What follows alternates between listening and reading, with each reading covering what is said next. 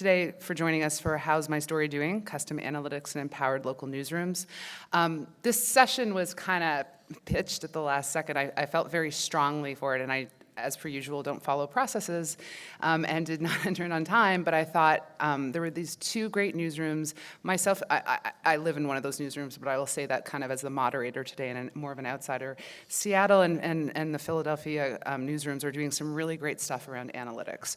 And I felt really passionately, the more I read about it, the more I talked to these guys about it, that there was a real opportunity here to share some of the work and some of the insights with folks. It's really important to me for this session that we are very practical. Hopefully you guys will have something to take away. We're also going to be incredibly mindful for those of you that are in local that we are talking to you and sharing information with that in mind. We are not, with all due respect to the New York Times and Washington Post, we don't have hundreds and hundreds of developers, so we want to really frame what we're talking about today around places with less resources.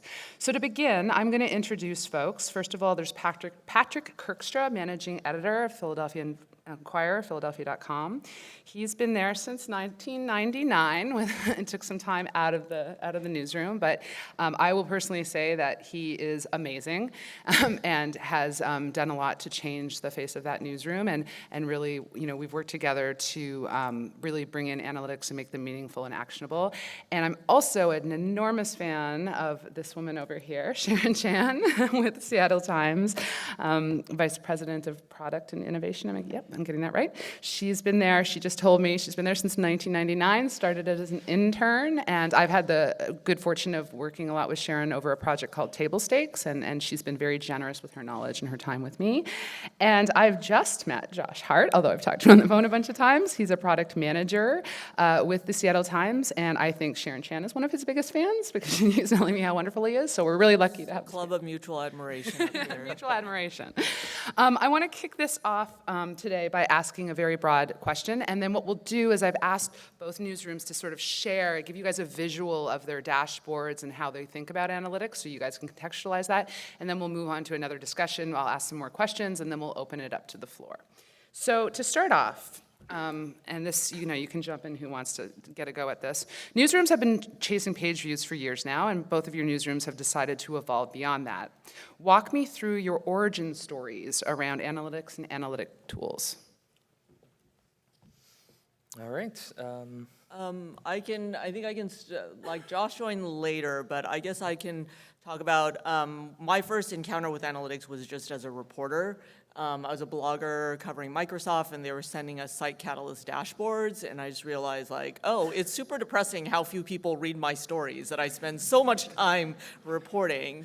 So that was where it started. Blogs went away, then we moved to, then I became an editor at some point in there, and I had this vision of how all my team members were going to be forced to look at dashboards every day, and they were going to get them emailed, and it was going to be part of their performance expectations that they look at these. We saw some interesting increases then, which went away as soon as we had editor turnover.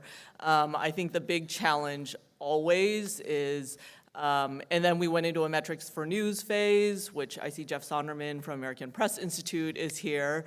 And there was the period when engagement scores were, we were trying to do that. There's some fails around that, not because of metrics for news, but really because of the culture of the Seattle Times, to now the Analytics Hub, and then Josh is going to talk to you about how that came together. I think what underlies this is just journalists are not interested in helping you drive ad impressions. Period. They're interested in doing journalism that creates value for the community. So when we actually pivoted to looking at what drives subscriptions and created that as a proxy for creating value for the community, then the newsroom was interested in being a partner and helping drive that because that was motivating for them. I just also want to say in 2014, I was sitting at an ONA conference in Chicago listening to NPR and The Guardian talk about these dashboards they had developed, and I was like, wow, we are never going to get there, ever, because we're not NPR or The Guardian, but here we are now. So I hope that will serve as inspiration here. We took those learnings from that session 4 years ago, and tried to inform our development path. And what about you, Patrick? Walk me through the background. Well, for a long, long, long time in Philadelphia, there was the digital folks and the newsroom, and the twain did not meet for many, many years. They were in separate buildings. They were in separate union divisions. They were apart, and only slowly over many years did they come together. And analytics was accessible only to the priesthood, right? And for many of those years. Beginning about 3-4 years ago, the newsrooms merged, and Philly.com really became part of the newsroom itself, and analytics became a little more accessible. There were early adopters who would get their Omniture reports, but it was really when we rolled out Parsley and Chartbeat before that to the newsroom that folks began to pay attention to how many people were reading their stories. But it didn't really go beyond that. It was a page view sort of driven look. And as we transitioned just over a year ago now to a meter, it became really clear to us that page views were obviously dramatically insufficient as a way of measuring engagement and propensity to subscribe, and just whether or not our journalism was resonating in any meaningful way. So we've developed, largely with your team, Kim, a whole raft of new approaches. There's, page views are not, the end-all, be-all. We have, a morning note that your team sends out, of course, that, gives everyone sort of the full scope of where we're at on a given basis. We look at historical norms. We check out the subscription path, the subscription rates. And then we've developed, and this is what we'll show today, a dashboard that I think is a little bit different than some other dashboards out there. It's a step-back tool. It is a tool primarily for managers and for reporters to check in on once a month and to really get a big top-line overview of how they're doing. And we'll get into this, but we were really anxious to create something actionable. We felt that in a lot of sort of the off-the-shelf dashboards that are out there, there's a lot of noise, and it's really hard to tell for sort of average reporters, average editors, what to make of it. What should I focus on? How should I spend my time with my reporters so that their work reaches more people and they engage them more deeply? Not a lot of clues in the existing analytics tools that we had for that. So that's the problem we were trying to solve. And with that, I would, I think what would be interesting for the room is for each of you guys to walk us through what you measure and why, and give us a little peek into your interfaces. So I am going to pass it over to Seattle. I'll start with a little bit of the origin story for what we call our analytics hub. Sorry. Back. It'll pop up in a second. So we hosted, we being product, hosted a hack week in June of 2017. For those of you who don't know what that is, you can also hear it called a hackathon. We decided we were going to focus on, building some relationships with the newsroom between product and engineering. We took ideas for a few weeks leading up to the week. Sorry? You're up. Okay, good. We got about 30 different pitches. We vetted those a little bit, but really we took a week of time. We had product, development, BI, UX, all sitting in a room. We signed up for projects, and we saw what could we build in 1 week. We ended up building about 9 different products, everything from what we're about to talk about to a restaurant review guide, breaking news template, a better video template.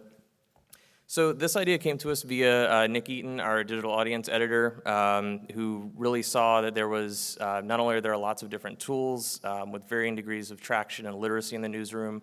You have Chartbeat, which everyone's fairly familiar with. You have Google Analytics, which a few more people are familiar with, but to really get at some of the deep dive metrics, they're a little tough. It's pretty easy to get at top line at page views, unique users, which are things we've all been used to looking at over the last 10 or 15 years, but really we're trying to get, as I think everyone's shifting to, a more audience-centric model. Engagement numbers, how are these contributing to comparable experience, to growing new subscribers? So what you see up there is sort of the initial UX comp that came out of that week. That was actually live for several months.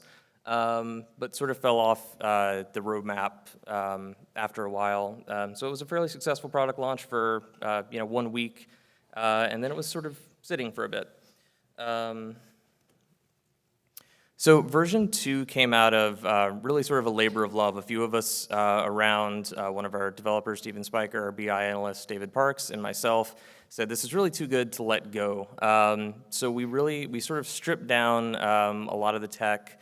We built something, pretty solid for version 1, but we sort of dialed back to really the coding experience level of myself and David, who's a fairly competent mid-level engineer. So this is version 2. So this is an ongoing collaboration between product and BI. It's entirely supported within those two departments with a little bit of help from DevOps. It includes now multiple dashboards. The first version was really, let's be able to plug a story in and get some information about it from different channels. What's happening on Chartbeat with it? How's it done over the last 30 days if it's an older story? How's it being interacted with in the comments via Livefire? How's it doing on social via CrowdTangle? We took a lot of that data and brought it into a version 2, a newer interface, and we started to build out individual dashboards based on that. So one of the biggest things we focused on in this second version that we didn't in the first is subscription data. So bringing in metrics for how was something doing in terms of contributing to growing subscriptions. And we sort of went with a 3-tiered approach of the story provided influence. It was highly influential and it was directly influential. Rather than try to condense that down into one metric, we present all 3 of those, and those all have different definitions. An influential story might be it's been read in the last 30 days before someone became a subscriber. Highly might be they read it within 5 days or within 5 articles or within 1 week of becoming a subscriber, and directly being it was read in the same session that someone became a subscriber. So really this was one of the first looks in an easy to digest format that the newsroom got at a very critical business metric for us. Beyond like how many people read this, it's how many people in our DMA read this, how many of our existing subscriber base read this, how many new subscribers did this help convert in one way or another, whether it was something they just happened to read over the last month that that a little along the way bolstered the idea of value, or something they saw and immediately said, yes, I need to read this, I need to subscribe. So we can see a little bit more detail here.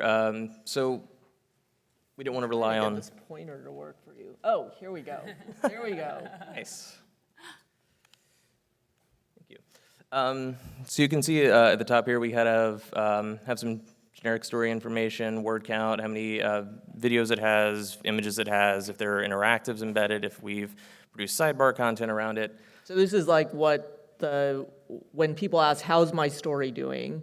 And they put their URL in that top white window, this is the menu that comes back. Yes. You can see we have sort of real-time data up here. There are I think 15 users on that story. You can see the sort of trend over time. We have this little blue line, I don't know if it's easy enough to see, that shows when it was posted to Facebook. One of the things we're going to be building out is more individual events that kind of show what's happened over the lifetime of the story, title changes, curation, other social media channels, et cetera. And then we have highlights up here. So highlights was something I really wanted to build, as we decided we needed more and more data on these pages. I wanted to build something that gave you a really top-level look at what's going on with the story. So for several of the metrics on the page, comments, social interactions, subscriber reach, subscription influence. If you hit a certain threshold of that, we'll show you a little summary in the highlights card. We'll have the data further down the page, but it just gives you a really quick way to open up this page, and without even scrolling, you get sort of here are the good things that my story did. So you can see this one's generated some subscriptions. It's been read by a lot of people. It's generated a lot of comments, as the Seattle housing market is wont to do, and drove a lot of engagement on Facebook. And then just another examples of sort of expanding these dashboards out. And for anyone who is willing to be patient with my Wi-Fi, I will happily show you real time of this afterwards if you want to come up. But this is a look at a section dashboard. I think this is for Seahawks, and you can see we're bringing in data like traffic patterns as they compare to publishing patterns. So seeing like, are we serving readers when they're on our site, when they're hungry for information, when they are looking for new content? Are we publishing in a way that matches that? And you can see towards the bottom, we also have a breakdown of individual stories. So this is, section dashboard really does just look at traffic. We have additional dashboards that look at influence specifically, so seeing where people are converting from, what campaigns are driving those with an individual section, subsection, author level. We have author level dashboards as well. And sorry? Those are heat maps. So the one on the left is showing patterns in traffic across the site, and the one next to it to the right is showing when we actually publish content. So each row is a day of the week, and each column on each side is an hour of day. So think of it as supply and demand on left and right, or right and left. Okay. Great. Want me to keep going, or do you want me to switch over? Or do you want to switch over? You can cover up a couple of other things. Okay. I mean, I think kind of one of the key things that is how is this actionable in the newsroom, right? You can give people data, but whether they look at it is a huge question. Adoption is a huge issue. And then what did they do after they looked at it, right? So we've had a really great partnership on the product and BI team with the news side of the Seattle Times. The executive editor is in the audience, Don Shelton. Could you wave? So if you have questions about how do you get the newsroom to change their culture, Don is a great resource. Nick Eaton, who Josh mentioned earlier, is also in the back. So the newsroom has actually launched several mini publisher initiatives, and these are small news teams working to develop audience-first content within their specific beat. So how does a real estate reporter and editor think about themselves as a publisher, not just as a reporter? The goal is to increase engagement and convert to subscriptions and to think of themselves from a publisher. And not only that, Don has set specific goals within the newsroom. He wants, by the end of 2018, every reporter and team to increase the number of influenced subscriptions, so those scores that Josh talked about, to increase it by 15%. And then we've given them some things areas they could focus on if they wanted to. Like they choose 2 or 3 metrics that we think can help influence that, to move us towards that. Just one example of action that has happened as a result of that, experimentation that led to success that is now spreading in the newsroom. The real estate reporter, who was one of the first mini publisher initiatives, he did a mailbag style article answering questions from readers. This is not gonna sound really groundbreaking. I remember showing up as an intern in 1999 and sports reporters doing mailbags then. I think the difference is you can actually see what impact it has on the business now. Anyway, it was a hit on influencing subscriptions, and now as Don has rolled into other mini publisher initiatives in baseball and NFL reporting, they've actually seen the success of that real estate mailbag, and they've adopted it too, which has also resulted in subscription success. Great. Thank you, guys. Now, hopefully, technology will be my friend. We will switch over to Philadelphia Inquirer. Thank you. All right, so to review just a little bit, there were 4 chief things we were trying to accomplish when we started to build these. One was that we felt that there was sort of a disconnect between what the newsroom saw as its sort of top-line goals and where the company was moving. And this was primarily because we just adopted a subscription model. We were moving to a meter. We needed to kind of focus the newsroom's attention on what that meant and how our journalism should change, how our presentation should change. So we really wanted to achieve better alignment between the newsroom and the company on what our goals were, what our strategic goals were, and where everybody sort of fit in.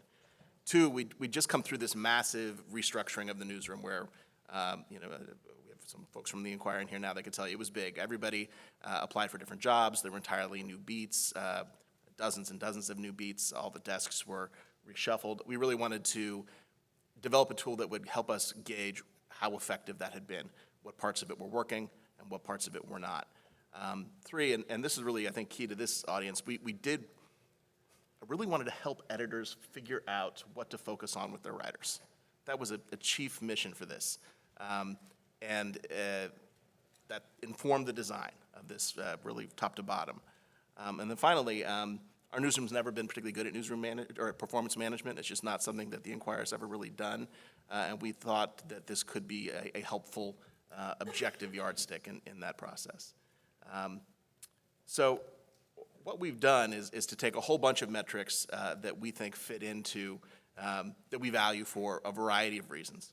And we bake them into an index. I mean, a big chunk of this was indeed inspired by API's approach, which does something similar, where they take metrics, they weight them, and they bundle them. We bundled ours according to sort of the logic of the funnel. We wanted the newsroom to kind of begin to better grasp the concept of the funnel. And if I could jump in, for those of you who aren't familiar with the term funnel, I'm always keenly aware, it's a frame with which we think about subscription, and you can see it up there. There's different phases. So the idea of, someone is not a reader, a frequent reader or customer, and you're, through building a relationship with them, the goal is you're going to take them through the funnel and hopefully convert them to a subscriber. Sorry to jump in, but just for those who No, aren't yeah, familiar. absolutely. And it's a concept that, was new to most folks in our newsroom, I believe, when we rolled it out. So an index is just sort of a weighted distillation of metrics, and you weight them according to, sort of your organization's values.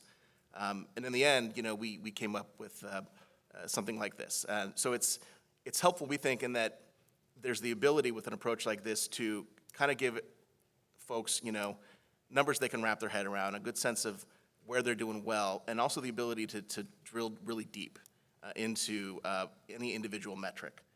So it helps at the top line level, and here's a round number that people can wrap our arms around, but you can drill down. So we're going to take the risk of a live demo here. If you get out of that, I have it pulled up on my Which is like you do, all right, I hear you, great. All ready for you, hopefully. Oh, Nope. Need to Alt-Tab out of PowerPoint. yeah. There we go, before I reveal all my. So one thing that I think is different about our approach is that sort of the organizing principle for the indexes that we created is it's the reporter, it's the author, as opposed to the story. So when you think of most analytics tools, their sort of organizing principle is the story level. We wanted to create a tool that was really author-driven, because we feel like that's what editors work with. You work with the reporter, and I think we see that the same story in the hands of different writers can do very, very differently. So, well, this is more of a screenshot, but that'll do. So for reporters, and this is again, it's a step-back tool. It's something designed to be looked at once a month. We generate these numbers once a month, and it gives them sort of a sense of how they're doing in all of the metrics that we've got in the index.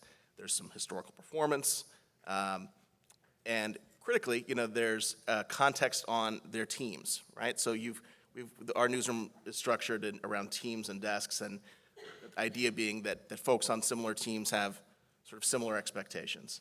So you can see sort of an average for folks on your team. You can see an average for folks on your desk.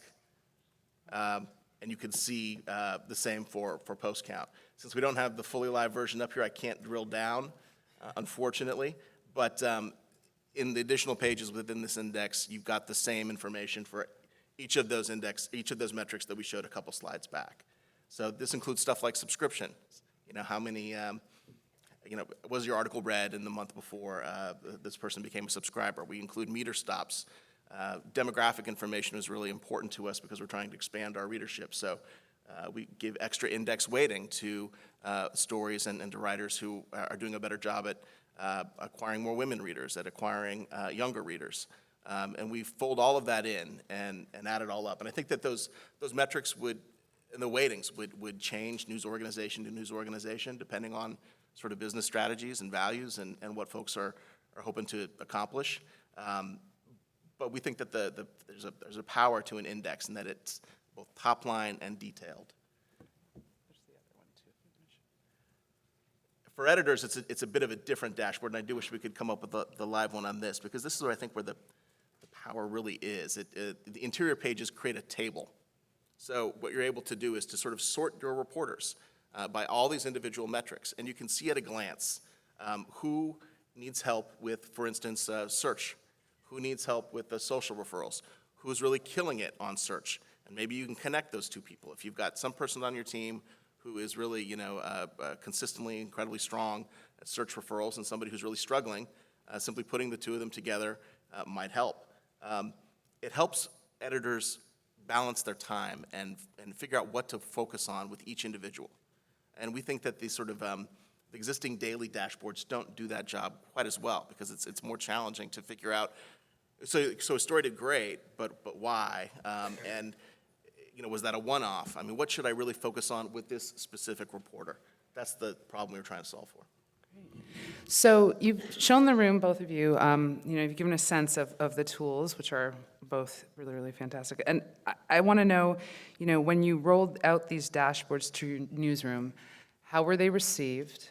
What was necessary to support that rollout? Some of the dirty details. We want the truth. And what went well and what didn't go so well? Do you want to start, Patrick? Sure. I mean, we are, I think it's fair to say, still very much mid-rollout. Our reporters got these about a month ago. The prep that went into rolling them out is it was pretty intensive. There was a lot of R&D on developing these, of course, and then many presentations to guild leadership. We are a union shop. A lot of conversation with the guild about these and the role. The guild was a fantastic partner in that. There was a lot of early work with editors to get them to evaluate the tool, to give them ample time to kick the tires, figure out what works and what doesn't. We did multiple all-hands meetings for reporters and columnists as we rolled these out. And we created a lot of documentation, including even a video, an instructional video. So I mean, there's many, many, many tools available to folks. And guides on each of the individual metrics, and at least the ones that make sense to have guides for. So we didn't want to create a situation where folks saw that they needed to improve in a certain area, or saw that there was opportunity to improve, but not give them the resources to do so. How many people worked on the project initially, and how many have been working on it to support, just to give the room sort of a sense of that? Yeah, I mean, I think the core group, to develop it was about 5 folks, you included, of course. Daniel McNichol was sort of the lead developer of this. He's a guy on our analytics team, which is in our house. It's housed in product. He's a bit of a savant, and I don't know that we would have been able to do this without him. But this was all built, really on the cheap. This is all done in Data Studio, which is free. It's not, it takes a really talented analytics guy with a healthy background in Python to have done this. But this was largely the work of a small group, and then one person really doing the construction. Your team, of course, has now Martin Quigley on it. He's an analytics editor that we've hired, who is the custodian of this project going forward, and he does live within the newsroom. So he's the sort of connective tissue now with analytics, and this is such a big project that we felt it needed sort of a full-time owner. Can I ask just a question in the audience? Like, how many people have built something in Google Data Studio? Okay, great, excellent. How many people know what Google Data Studio is?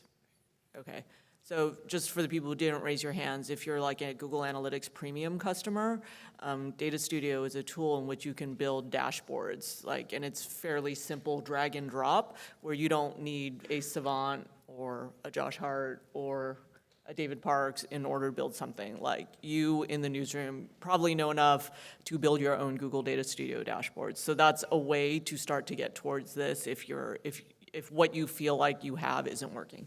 And free for anyone. Thank you. And we'll definitely, Are you from Google? Go find her. Go find her. Afterwards. What's your name? Amy Adams Harding, and we're talking about analytics this afternoon and tomorrow morning. Amy Adams Harding, she's talking about analytics this afternoon and tomorrow morning. Amy Adams Harding, my new best friend.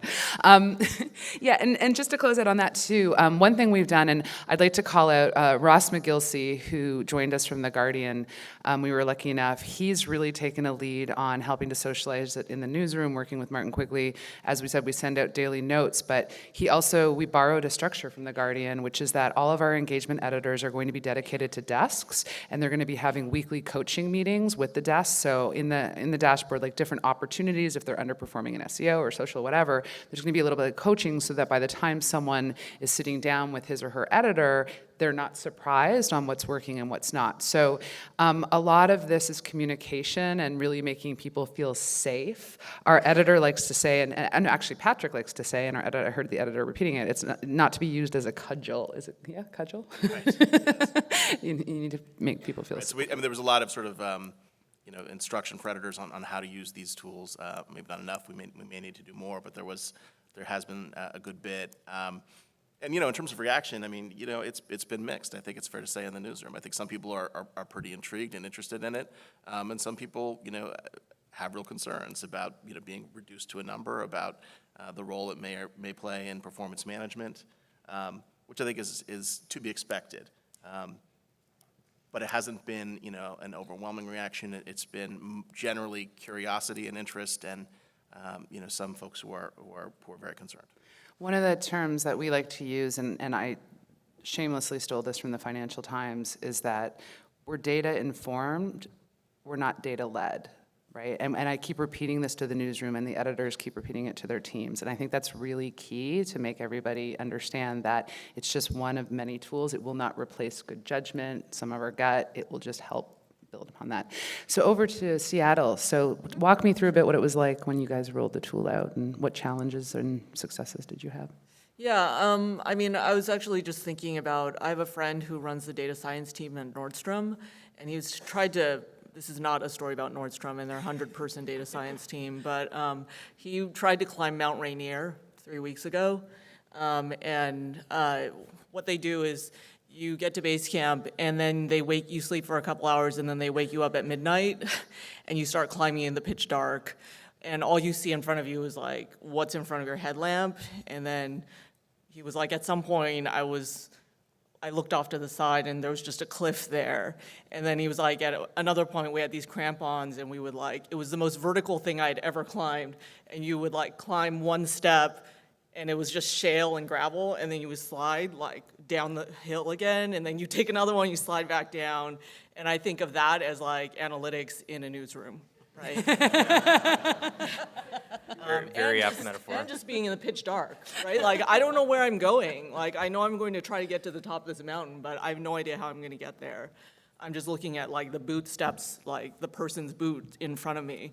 I think that leadership from the top is key. Don had meetings with the whole newsroom, and first with the senior editors to say this is coming, and then he announced it to the whole newsroom, and then he tasked senior editors to lead these mini publisher initiatives. But I will say, if I go back a couple years, it's not just that top-down that's important. It's this idea of iterative testing with the user, right? The Analytics Hub came from a request from Nick Eaton in the newsroom, right?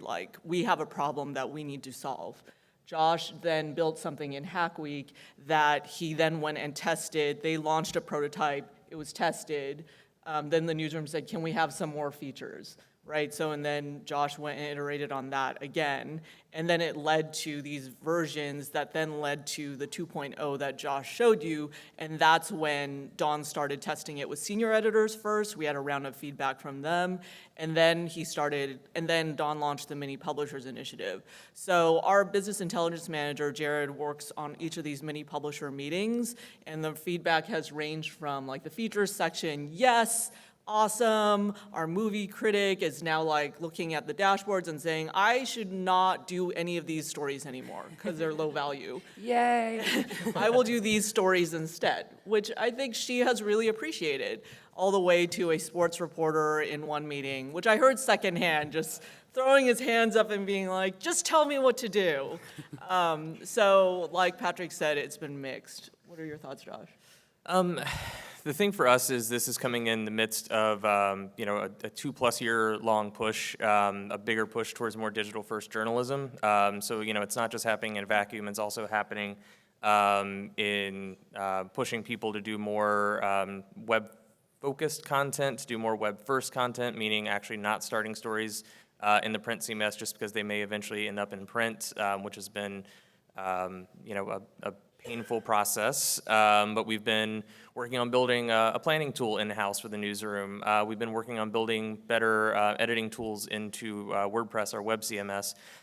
So really the important thing in this whole process has been getting the newsroom comfortable with the idea of beta, of iteration, of this is not going to be perfect, but we're not going to leave you hanging. And that's been, I'd say, a fairly successful move in the last couple of years. I think Hack Week was a great start of it. Like, hey, bring us some ideas. We're going to see what we can build for you. But it's come in more. It's been important in more serious scenarios. We've had really good success in training around our planning tool because people have seen.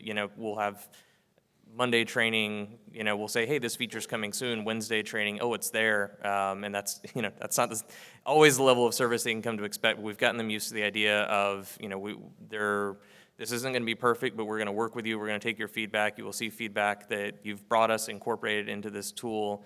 And really building that level of trust has been key to the success of a lot of the newsroom initiatives we've been working on the last couple of years. The same for us. I mean, getting folks used to the idea that this is in development, that it will change. That's been a central challenge. I mean, one thing we're doing now that I wish we'd done before was sort of create a beta group of the most skeptical, informed skeptics sort of in the reporting ranks to test out the early release, the pre-release of the updated versions of our dashboard. So both of your websites are metered, meaning you're asking people to pay for your journalism. And, Seattle's a little farther along than we are, but, we're all making that transition. How did that change the way you look at metrics? And if so, how? Yeah, I mean, I think, Patrick, you mentioned this earlier, but just the idea of clarity, right? I mean, I think before when we talked about page views to people in the newsroom, it was like, well, page views for what, right? I mean, it was just page, because they see what drives page views, right? It's clickbait, it's Drudge Report picking something up, it's like the oddball story that gets 100,000 page views, which for us is a lot, but so I think going to kind of our paywall launch in 2013 and kind of switching over to measuring based on that idea of a subscription influence score, even though it's very simple, like helps them feel good that their journalism is creating value, right? When I joined the newspaper, like reporters would say, I don't report to the owner of the Seattle Times. I report to the 50-cent shareholder of the Seattle Times, the person who buys that single copy. Yes. Guys clapping up here, he remembers, right? And like, this is actually just recreating this idea, right? There's nothing new. Like, everything we have done before will come again, if you've watched Battlestar Galactica. Like, this idea of the 50-cent shareholder is now the 99-cent intro price digital subscriber shareholder. So I think if you don't, I think that actually that paywall is like incredibly clarifying for journalists. Anything to add? Yeah, I mean, I think the newsroom was anxious to embrace, a non-page view sort of approach. That didn't surprise me, but I think it was helpful to have something like the indexes, and to we have a whole bunch of other subscription sort of targets and metrics that we look at for the organization writ large. I mean, because page views had been the only metric and sort of outside of the newsroom that people cared about, and we were making decisions. In the new subscriber world that we knew would lead to page view loss, right? We knew we were moving deliberately away from, choices that might have been made in the past for the homepage because we were making, sort of taking the calculated risk that what drove page views was not the same as what was going to drive subscriptions. And so it was helpful, I think, from a sort of internal political capital point of view to develop another dashboard that showed some of the other metrics that we valued and to sort of bring parity or superiority even to page views for those other metrics. If you guys are intrigued by this idea of what Kim and Patrick have created at the Philadelphia Media Network and you feel like I don't have I feel like I could do a little bit more than Google Data Studio, but I can't have a whole team, I would really encourage that you talk to Jeff Sonderman at the American Press Institute, the guy waving. Wave again. Because Metrics for News is a tool that is designed to be a reasonable cost for small newsrooms, and the whole idea is like that index, and they can kind of plug into your analytics platform and generate these type of dashboards for you. How well-versed would you say your newsroom and business partners are on analytics overall? And I know we talked a bit about the last few months, but in general, and how do you manage this education process overall? I think it's probably no surprise that it's a fairly mixed bag. We have a lot of really insightful people in the newsroom who, we did end up baking page views into our dashboard as just sort of an FYI, and I think it was Gina Cole, our engagement editor, who actually brought the idea of we should be really looking at NDMA page views, and that's a great idea. Can you, just for the audience, what page views, DMA? Oh, yeah, sure.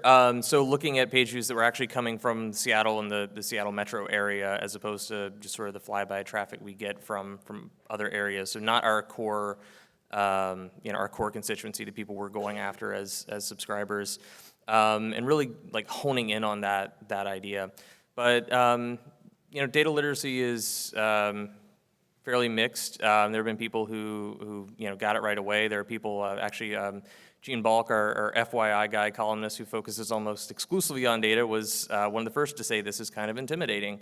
But it's a lot of just getting it in front of people, trying to make it easy to understand. That's one of the reasons we went with this sort of semantic approach of the highlights box, a way to just sort of give people in sentence form, some information about their stories rather than here are some numbers and maybe some tool tips and descriptions on those to try to make it a little more digestible. I think sometimes we get caught up with the idea of all 150 people in the newsroom need to be raised to this level, when you actually don't need that. You actually just need a small core group of lead users or extreme users who are doing it. And then what happens is reporters and editors are by nature highly competitive creatures. It was hard when the PI stopped printing in Seattle. Who were we going to compete with? But this idea is you can actually get that competitive juice going again if you just have a small core of people who are really into it and talking about it. Great. And Patrick? Yeah, it is a really mixed bag. But I think Sharon's point there that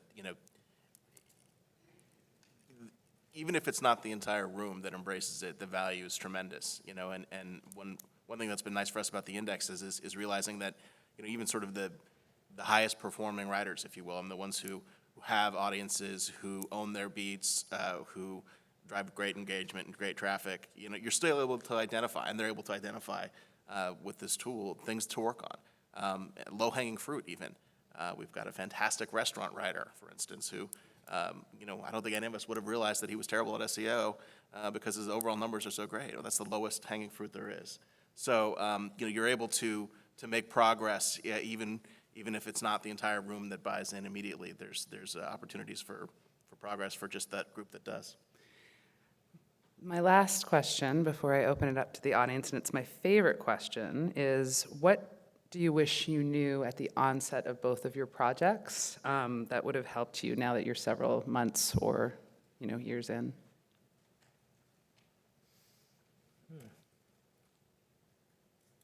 I guess if we're talking about, I guess I wish I knew there was a light at the end of the tunnel. That's what I think. I am really thinking back to that 2014 ONA session. I was sitting in the audience and I'm okay, that's never gonna happen for us. Are there any failures though, or things you upon looking back think I could have done this a little differently, or I could have, Yeah, I think, okay. Thank you for asking the follow-up question and forcing me to think harder about this. The most important thing to change is culture. The dashboard is awesome, and it's a way to get there, but Peter Drucker, I think, said culture eats strategy for breakfast. When I think about things that we had trouble rolling out, like at one point we were asking editors to manually tag their stories for a year, and it was just very painful for them. I was creating new work for them. I was basically told by my boss when I got hired into this job as like a deputy managing editor, like, you can be deputy managing editor, but you need to make everyone tag their stories for a year. Like, that was not a recipe for success for me personally or for the Seattle Times, right? When Don became executive editor, it was not him. In fact, when he became executive editor, he's like, we should just stop tagging. So I would say that was my personal biggest fail, right? Like this kind of top down as opposed, and I think the issue with that was like, I think we probably could have done it if I'd said, let's do this for 30 days, right? We'll do it for 30 days and we'll share with you the results, but we made them do it for a year. So that was my biggest fail. Josh, you got anything to add? I think in terms of the actual development of the hub, we sort of went through, we developed this prototype during Hack Week. It sat around for a while. It was usable. You could go to it. You could plug in a story, and, a minute and a half to 2 minutes later, you would start seeing some data trickle in. But we sort of hit a point where we realized we need to put time and effort into this, but we're not probably going to get the roadmap resources. So when David Parks and I sat down and really started rebuilding this from the ground up, we went really broad. We got really excited by the idea of, now we're in control of this. We can start taking requests and building stuff in. And I think we went maybe a little like too broad, too quick, and needed to bring it back in and focus a little bit more on what the actual end user wanted to see, which there's actually probably a version, we're actually probably on version 3, and there was a sort of version 2 in between that I think went, a little broad, a little too much. The worst thing you can do in a dashboard type situation is, try to recreate the deep data in that. You need to remember that even though some people will want to eventually, learn more, and they'll want to learn more about, data visualization or learn more about Google Analytics or even down to the BigQuery level, that you need to stick with top level actionable stuff. And so that's something I would have done a little differently. And Patrick? I do wish we'd created a beta group earlier, for sure. And I don't know what the exact answer is, but there's tension between sort of giving everybody all the information and trying to get as many folks on board, which is a great goal, and scaring the bejesus out of everyone, right? Which is the more you signal this is a big deal, there's more the risk of that. And, I think, we might have erred on the side of making it a bigger deal than I would if we could do it all over again. So now over to you guys. Are there questions? There's a microphone at the center of the room. If you could make your way over to it so the rest of the folks could hear you and the people who are watching on live video can hear you. Hi, I'm John Morris. I'm also from Philadelphia, from 6abc.com. I'm curious, as you guys have shifted to specific metrics and analytics, how have your sales teams responded to them as they go out on the street to try to sell your product, but you're either not going for the metrics that they traditionally sell, and as a result, those numbers may not be what they're used to trying to sell, and it's hard to explain to buyers out there? Or has the focus on subscriptions balanced that out? Well, I think it's different parts of the organization, right? So there, like a lot of outlets, our mix of advertising and subscriber revenue, reader revenue is changing dramatically. Subscriber revenue is counting for an ever larger piece of the pie. That does create challenges for traditional advertising, for sure. Both, display online and in print. But, we've aggressively grown a native team, and our advertising unit is, going through a restructuring, much like what our newsroom did a year and a half ago now, where they're sort of recreating themselves much more along the agency model, which is some other news organizations have done earlier. So I think we have confidence that we're going to be okay. But yes, less traffic, which is a direct result of a metered model, does make it harder to sell the same number of impressions, for sure. Next question. I am much shorter than you. So my question is also connected to the meter. So I work for an organization, I oversee like I don't know, it's like 150 weekly and daily websites, and we did very much the same sort of thing as you guys have. We were just starting to aggressively push out, paying attention to data, you know, but at the reporter level, the newsroom level, and then they hit us with a meter. And so just when we were at a point where we were like, we're writing all the stories you want, they added that paywall, and I think our readers were like, well, I'm not going to pay for that, because we hadn't turned the ship fast enough before that happened. And so now I'm trying to figure out, like, what do you guys do to try to convince them, like, okay, you know we have a paywall, you didn't like the content we had before, but it's better, please come back, try again. You want to weigh in on that, Sharon or Patrick? Okay, so the question is, how do you, I guess it's like kind of how do you convey the value of your journalism and why it's worth paying for, right? I mean, I think one of the strategies we've had is around email newsletters and getting people to register on the site. So you don't have, like, you know, and you don't have to register. It's not registration with subscription. It's registration to get this email. And we have these daily emails that go out to people that have links to all the stories in it. So they're getting a little snippet, curated, what's the news today, and it's incentivizing them to click through to the stories. So, and that path leads them towards the meter, right? So they kind of discover on their own in another way the value of your content. So that's one thing that we've done. Yeah, and they've done it incredibly well. We've copied that playbook as much as we can. I mean, you know, personal appeals from you know, your well-known writers can help. You know, we have hired. Been fortunate enough to do a lot of hiring in Philadelphia lately, and we've gone out and hired you know, the folks in our mind who are the very best local journalists who weren't already on our staff, who had existing audiences of their own that they brought with them. We believe they brought subscriptions with them as well. But you know, I think it is a long slog. I mean, I think one of the challenges we have is that while our content and our journalism, I think, is quite different than it was 2 years ago, and our story selection for, you know, our site is quite different than it was 2 years ago.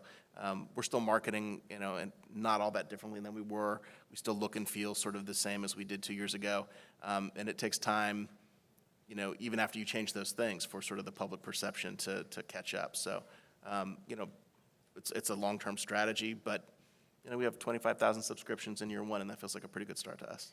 And I'll build on that too. I mean, you become best friends with your circulation team, right? Like editorial, audience, and circulation, we all work very closely together. We like to take opportunities around big stories, big investigations, sporting events, whatever, to really get the newsroom to collectively celebrate it and push it out. Nobody has to, you know, we're not turning our newsroom into salespeople, but we ask them to help, you know, help let their public know why they should subscribe, and we coordinate messaging and all that stuff. So it takes a little more collaboration, a little more conversations across lines. And win a Super Bowl. And win a Super Bowl. Next question. Can you give us some examples of how you took all the data and translated that to action? You know, for example, did you start writing different types of stories? Did you uncover a different topic and created a new beat for something? Or was it a matter of, you know, posting more strategically at a certain time or on a certain platform? I'll give another example. I shared the example of the idea of kind of that mailbag idea, right? Like that was an action that reporters have taken to change when they look at their subscription influence numbers. I mean, I think the other thing the newsroom has done a really good job of is when a story gets hot, making sure that, like, serializing it. Right? If you know you need people to hit this many stories in order to hit your paywall and for us to try to sell them something, then how do you get them there? Like, a big story in our region was the orca whale whose baby had died, and she carried this baby on her nose, this sad dead whale baby on her nose for like 17 days. Our writer, Linda Mapes, had a story every single day of those 17 days. Like, whether news was happening or not, she found something, she was enterprising, and she found stories, and I think, like, the editors, like Nick and Don, were, like, thinking in that way of how do we drive people towards the paywall.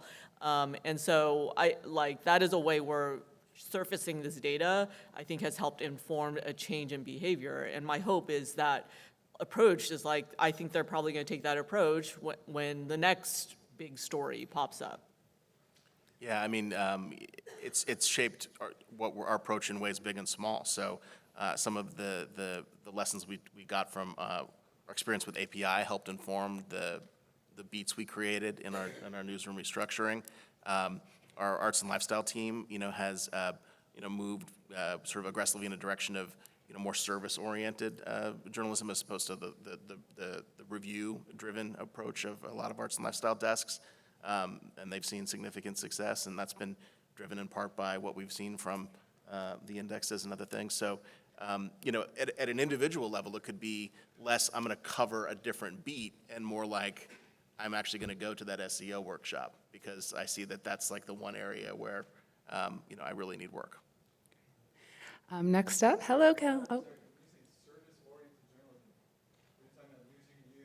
Sure, yes. So next up, Hi.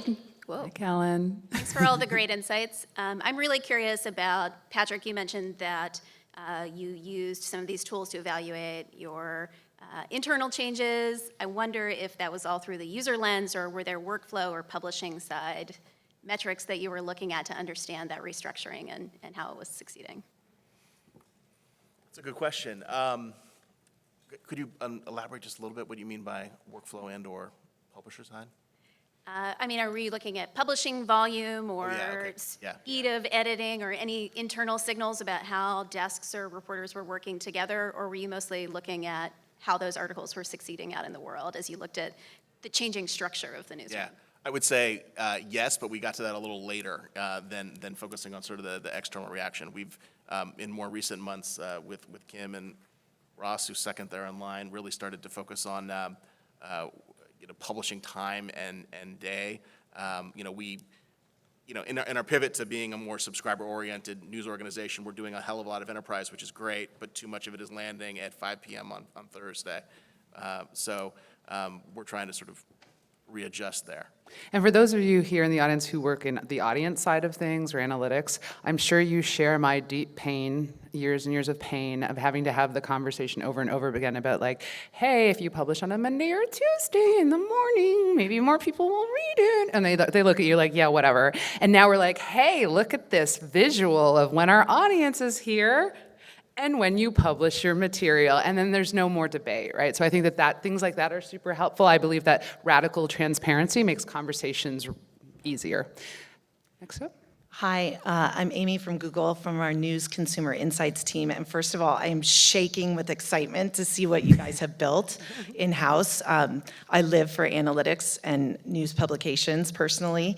And I wanted to just ask a couple of questions. The first is, the tool that we've built takes a funnel approach, which so happy to hear you talk about the funnel, because we're all in e-commerce even if we don't sell subscriptions, right? That's like a fundamental truth of publishing content online.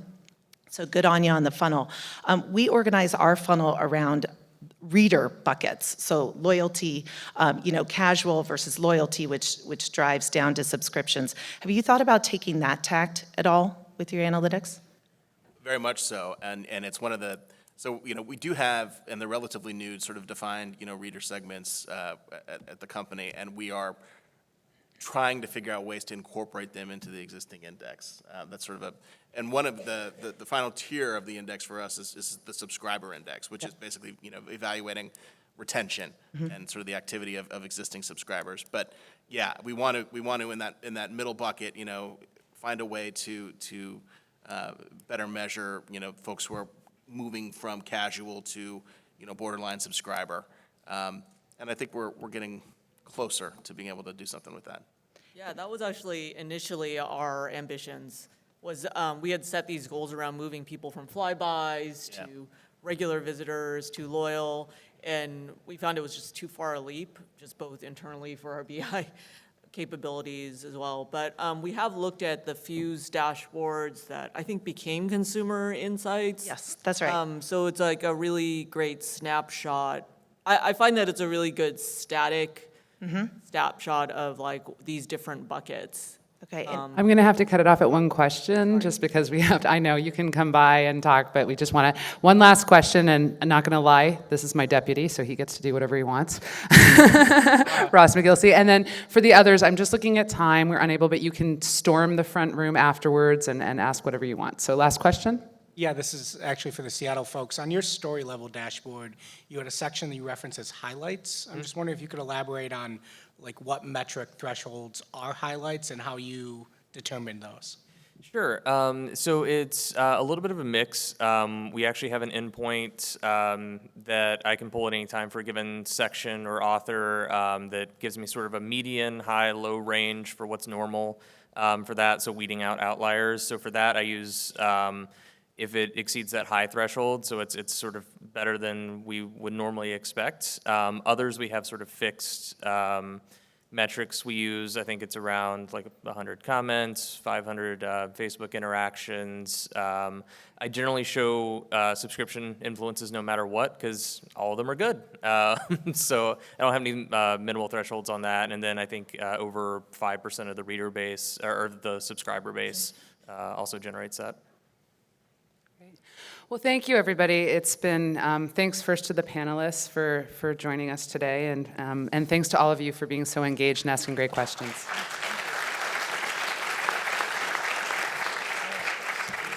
Hey, Francis. Good. I know. So talk to me a little bit about the Hi there. newsroom, first the goals were, and they're celebrated along the way. How does that look?